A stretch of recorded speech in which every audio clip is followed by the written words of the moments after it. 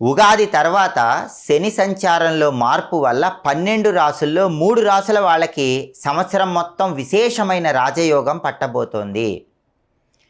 ఆ 3 రాసుల్లో మొట్టమొదటి రాశి మకర రాశి.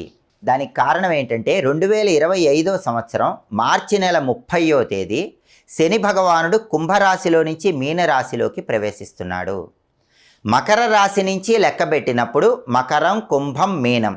శని సంచారంలో మార్పు జరిగిన మీనరాశి 3వ రాశి అవుతుంది. అంటే మకర రాశి వాళ్ళకి ఉగాది తర్వాత శని భగవానుడు తృతీయంలో 3వ స్థానంలో సంచారం చేస్తున్నాడు. ఇది విశేషమైన రాజయోగాన్ని కలిగిస్తుంది. 3వ స్థానంలో శని చాలా బలంగా ఉంటాడు. తృతీయంలో శని ఉన్నప్పుడు కష్టానికి తగిన ప్రతిఫలం ఖచ్చితంగా లభిస్తుంది.